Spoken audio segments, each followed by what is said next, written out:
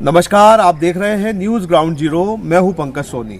मेरे साथ इस समय है जन न्याय दल के संस्थापक और इसके राष्ट्रीय अध्यक्ष ब्रज बिहारी चौरसिया। हालांकि अब उन्होंने इस पार्टी का विलय कांग्रेस में कर दिया है। क्या इस समय जो चुनावी सिनारियो चल रहा है, जो चुनावी परिदृश्य है, उसके क्या हाल है, क्यों विलय किया, हम उनसे जानना चाहेंगे और उनसे बात करेंगे। चौरसिया जी, आपने जो जन न्याय दल है उसका कांग्रेस में क्यों विलय कर दिया? आप तो लंबे समय से मतलब आपने इसको गढ़ा भी है, बढ़ाया भी है और जो पिछड़ों की है उसको आवाज़ भी बनाया था, तो कांग्रेस में जाने की क्या वजह अचानक? जी, क्या है, जन न्याय दल एक ऐसी राजनीतिक पार्टी देश की थी जो सिर्फ पिछड़ा वर्ग के उत्थान के लिए, उसको समाज की मुख्य धारा में लाने के लिए राजनीतिक इच्छा शक्ति रखती थी। और उसी लक्ष्य को पाने के लिए हम मध्य प्रदेश के 3 विधानसभा चुनाव लड़े हैं, 1 लोकसभा चुनाव लड़े हैं, कारपोरेशन के चुनाव लड़े हैं। लेकिन बीते कुछ समय पहले कांग्रेस पार्टी ने जातिगत जनगणना के लिए संकल्प सार्वजनिक किया और जन न्याय दल का भी संकल्प वही था। तो एक बड़े प्लेटफार्म पर, एक बड़े मिशन पर, जब कांग्रेस भी वही काम कर रही, हम भी वही काम कर रहे, तो हमारी पार्टी में ने ऊपर से नीचे तक ये तय किया कि हम क्यों ना कांग्रेस को ही मजबूत करें और जातिगत जनगणना, पिछड़ों की वकालत करें और पिछड़ों के उत्थान के लिए कांग्रेस से मिलकर काम करें। इसलिए हमने 16 तारीख को जन न्याय दल का चुनाव चिन्ह नारियल प्रदेश अध्यक्ष माननीय कमलनाथ जी के हाथों में सौंपकर पार्टी का भोपाल में विलय कर लिया। जी, तो ये जो कांग्रेस ने अब मांग उठा ली है जातिगत जनगणना की और जो वो सामाजिक न्याय की जो अब वो बात करने लगे हैं, आप कांग्रेस को किस दृष्टि से देख रहे हैं? मतलब चूंकि बहुत लंबे समय से इस बात की उपेक्षा की जाती रही थी कि इस पे बात नहीं करते थे, ओबीसी की बात नहीं करते थे, अब कांग्रेस बात कर रही है, तो इसका क्या मतलब समझा जाए? पंकज जी, ये बात सही है कि कांग्रेस और भारतीय जनता पार्टी एक सिक्के के 2 पहलू थे। ना भारतीय जनता पार्टी ओबीसी को कुछ देना चाहती थी, ना कांग्रेस ओबीसी को कुछ देना चाहती थी। ये तो वक्त ऐसा बना, परिस्थिति ऐसी बनी, ओबीसी के अंदर में ऐसी जागरूकता आ गई कि कांग्रेस की मजबूरी हो गई कि हम जातिगत जनगणना की बात करो और पिछड़ा वर्गों को उनका हक हकूक मुहैया कराएं दें। लेकिन अभी की सच्चाई ये है कि जो टिकट वितरण हुआ है उसमें दोनों ही पार्टियों ने उस तरीके से ओबीसी को टिकट नहीं दी है जिस तरीके की जातिगत जनगणना या सामाजिक न्याय की ओबीसी के लिए बात की जा रही है। आपका बिल्कुल कहना सही है, अक्षर से सही। और कांग्रेस पार्टी ने 62 और भारतीय जनता पार्टी ने 65 टिकट दिए, जबकि पिछड़ा ओबीसी का अधिकार 116 टिकट का बनता है मध्य प्रदेश में उनकी जनसंख्या के अनुपात में। लेकिन समस्या कांग्रेस की भी है। हमने कांग्रेस के हाईकमान से उच्च स्तर पर बात की और हम उनके बात से संतुष्ट हैं। उनका कहना यह था कि हमारे पास मध्य प्रदेश में जिताऊ उम्मीदवार ही नहीं है ओबीसी के जिनको हम टिकट दे सकें। और उन्हें आश्वस्त किया है कि हम कांग्रेस में एक नई टीम पिछड़ा वर्ग की समाहित करेंगे। अभी ओबीसी महासभा के प्रदेश अध्यक्ष आदरणीय प्रदीप चौरसिया लक्ष्य, अभी हाल ही में उन्होंने ओबीसी कांग्रेस ज्वाइन परसों की है। मतलब चारों तरफ से ओबीसी के जितने संगठन हैं, गैर राजनीतिक संगठन हैं, सारे संगठन कांग्रेस में समाहित होते जा रहे हैं, कांग्रेस की ताकत बढ़ा रहे हैं। और हमें पूरा विश्वास है कि एक समय 50% इससे भी ज़्यादा ओबीसी के टिकट कांग्रेस से होंगे। तो जो टिकट नहीं है उसकी वजह क्या? इनमें जो कहना चाहिए नेतृत्व क्षमता है वो नहीं है, क्या कमी रह गई कि जो उस संख्या तक नहीं पहुंच पाए? नहीं, कि राजनीतिक पार्टियों की मंशा कुछ और है। एक्चुअल क्या है कि ये पार्टियां, मैंने बताया जैसे कि सिक्के के 2 पहलू हैं। सवर्णवादी सोच वाली पार्टियां थी कांग्रेस और भाजपा। अभी अभी कांग्रेस का नजरिया पिछड़ों के प्रति, SC ST OBC के प्रति, अल्पसंख्यक के प्रति परिवर्तित हुआ है। और उनने अपने संकल्प में भी ये कहा है, इच्छा शक्ति जाहिर की है कि इनको हम उनका वास्तविक हक देंगे। समाज में क्या इम्पैक्ट पड़ेगा ये जो कांग्रेस ने जातिगत जनगणना की बात कहने लगी है और अब तो राहुल गांधी भी ऊपर प्लेटफॉर्म से ये बात कह रहे हैं, तो इसका क्या मतलब इम्पैक्ट आएगा पूरे देश के ऊपर? नेगेटिव है कि पॉजिटिव आएगा?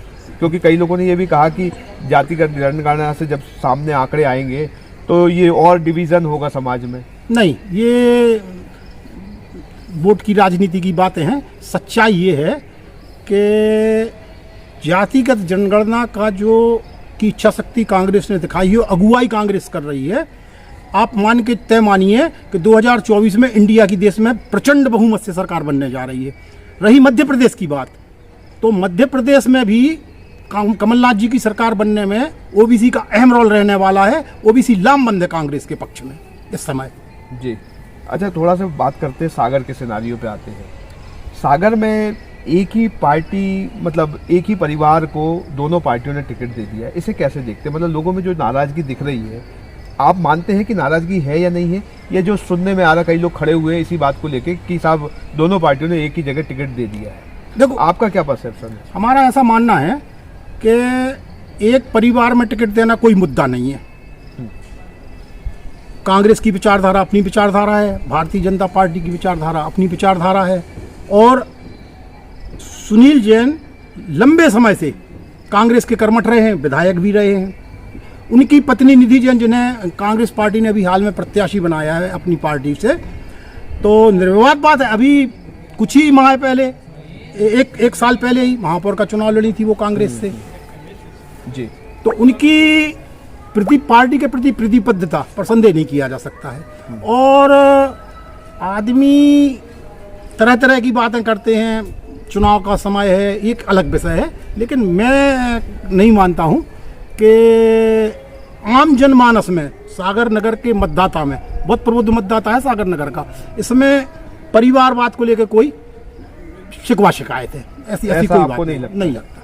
तो मतलब ये दो लोग जो लड़ रहे हैं वो वास्तव में लड़ रहे हैं अपनी आइडियोलॉजी के लिए लड़ रहे हैं, भले एक परिवार अपनी विचारधारा के लिए लड़ रहे हैं। और हम तो दोनों को साधुवाद करेंगे कि एक मर्यादा में रह के दोनों लड़ रहे हैं चुनाव। लेकिन मुश्किल नहीं होता परिवार के लिए कि एक तरफ जेठ है और दूसरी तरफ बहू है? कुछ मैसेज नहीं जाता क्या? नहीं, बिल्कुल मैसेज नहीं जाता। अभी भी इतने दिन, लंबा समय हो गया, करीब 15 दिन चुनाव के बीत चुके हैं, ना कांग्रेस ने परिवारवाद पे कांग्रेस ने आरोप लगाया, ना भारतीय जनता पार्टी ने परिवारवाद पे आरोप लगाया। बड़ा शालीन चुनाव हो रहा है, और तय माने आप, इसी तरह से अंत तक शालीन चुनाव होगा। ये जो अब चुनाव चूंकि चालू है, मतलब अब तो चुनाव में उफान आने वाला है, तो आपको क्या लगता है कि कोई लहर है, मोदी लहर, या कोई अंडर करेंट है, या कांग्रेस की कोई लहर है? कोई लहर दिखाई दे रही है आपको क्या? पंकज जी, एक्चुअल मध्य प्रदेश में कोई मोदी लहर नहीं है। मध्य प्रदेश में कमलनाथ लहर चल रही है। ये मैं इसलिए नहीं कह रहा हूँ कि मैंने कांग्रेस ज्वाइन कर ली है, इसलिए मैं कमलनाथ की या कांग्रेस की तारीफ कर रहा हूँ। मैं जो जमीन में देख रहा हूँ वो बात आपसे कर रहा हूँ।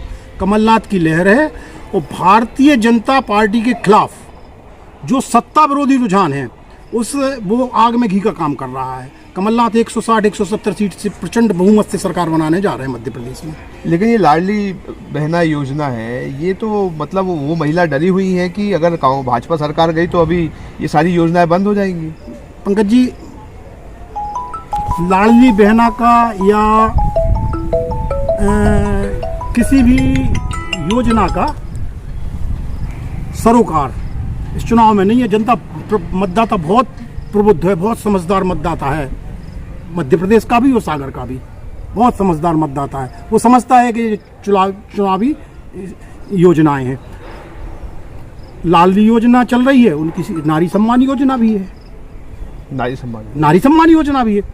लाडली बहनें जानती हैं कि भाजपा सरकार चली जाएगी, लाडली योजना खत्म होगी, नारी सम्मान से हमें पैसा मिलेगा। पैसा तब भी मिलेगा।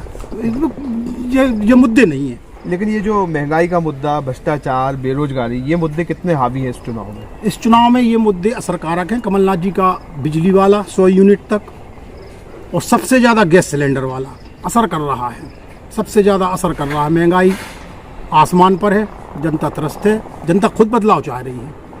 ये कमलनाथ जी के लिए, कांग्रेस के लिए सरप्लस है। एक आखिरी सवाल के साथ ख़त्म करेंगे कि जो सरकारें हैं, जब वो, जैसे मैं कहता हूँ कि 3 साल में कलेक्टर का तबादला होता है, ये कह के कि तुम वहाँ पे जड़े जमा लोगे, भ्रष्टाचार करने लगोगे अपने लिए, सरकारें 5 साल, 15 साल, 20 साल, 40 साल रहती हैं, ये भ्रष्टाचार नहीं करती क्या?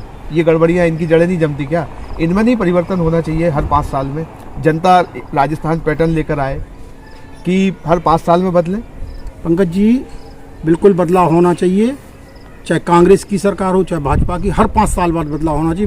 मैं तो इस बात का हिमायती हूँ। और रोटी रहती है, अगर एक ही साइड सेकी जाए तो जल जाती है। जनता कह रही है कि रोटी की तरह बद।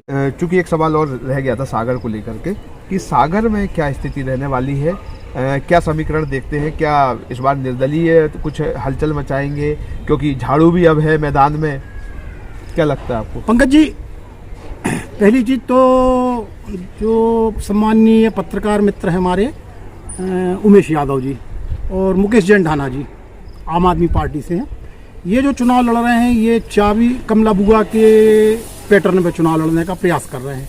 हालांकि कितने सफल होते हैं कितने असफल होते हैं जो तो चुनाव परिणाम बतलाएंगे, लेकिन एक बात मैं स्पष्ट करना चाहता हूं, मैंने कमला बुआ का चुनाव बहुत करीबी से देखा था। कमला बुआ की जो लहर बनी थी उसका कारण ये था कि वो थे कारपोरेशन के चुनाव, नगर निगम के चुनाव थे। हर पार्षद प्रत्याशी, चाहे वो भाजपा का हो, चाहे वो कांग्रेस का हो, चाहे वो निर्दलीय हो, सबने अपना महापौर बताना चालू कर दिया था कमला बुआ के लिए।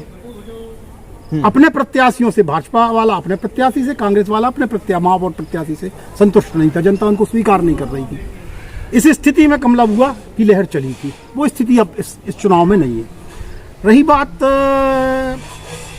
निधि सुनील जैन की, कांग्रेस की, तो मेरा मानना ये है कि जो, इसलिए नहीं कि मैं कांग्रेसी हूँ, जमीनी आकलन मेरा ये कहता है कि निधि जैन इस चुनाव में प्रचंड बहुमत से जीत रही हैं। आप सवाल करेंगे अभी हमसे, 3 बार के भाजपा विधायक हैं, लंबे समय से उन्होंने काम किया शहर विकास के लिए, उनके सारे संबंध वो बहुत मायने नहीं रखते आपके लिए? नहीं, बिल्कुल नहीं रहते। उनके खिलाफ जबरदस्त एंटी इनकम्बेंसी है, जबरदस्त।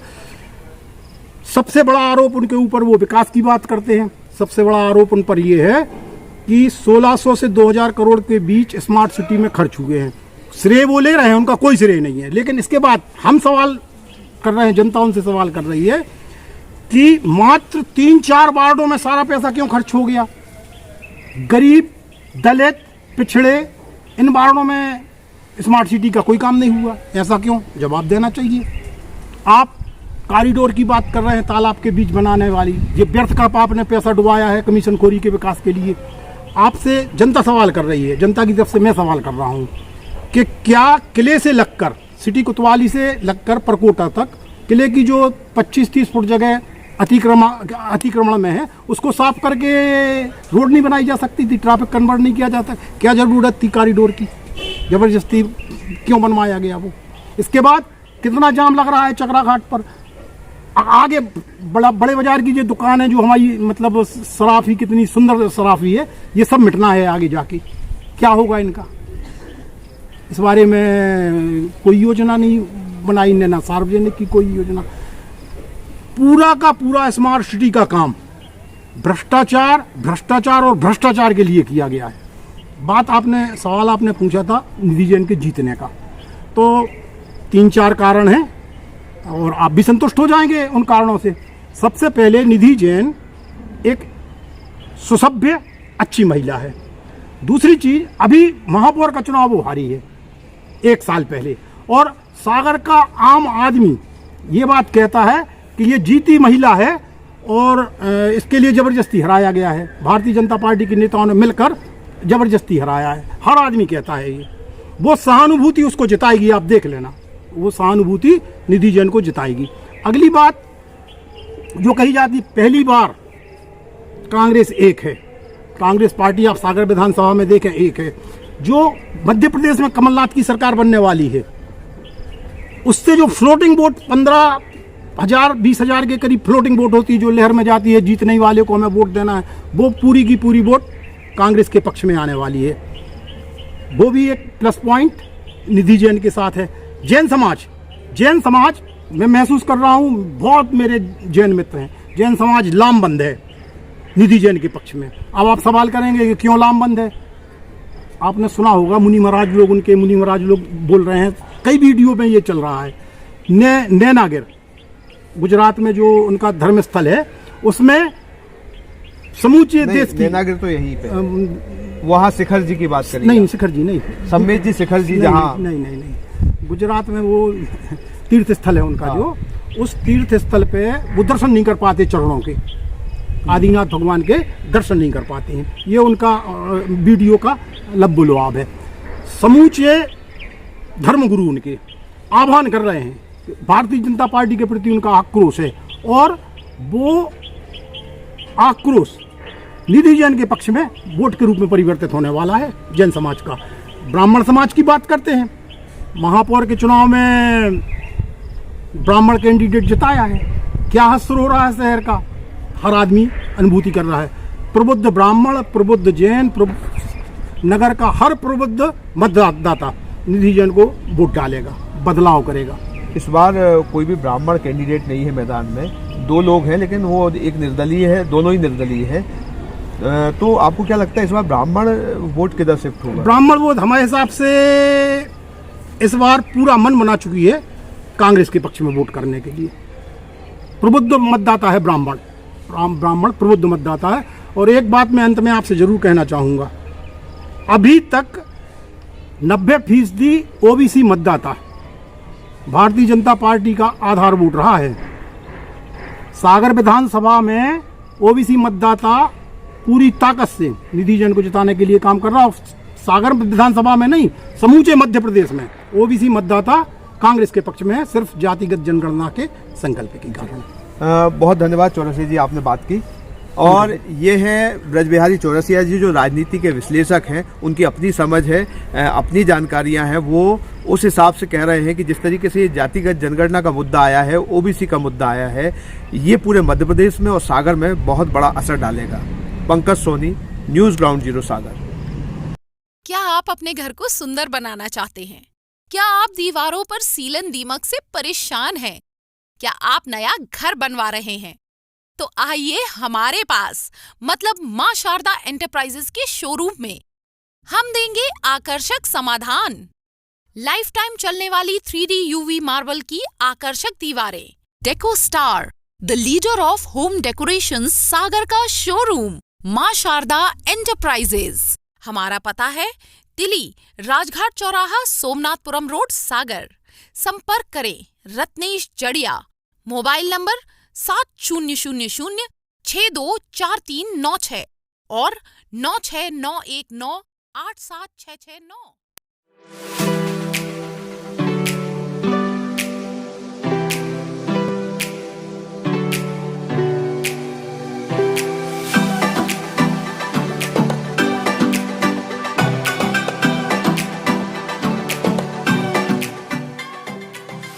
अरे भाई, इतनी जल्दी में कहाँ जा रहे हो? क्या बताऊं भैया, बेटी की तबीयत खराब है, डॉक्टर ने कुछ दवाइयाँ लिखी हैं, बस वही लेने जा रहा हूँ। तो तुम घर बैठे ही सोनल मेडिको से दवाइयाँ मंगवा लो ना।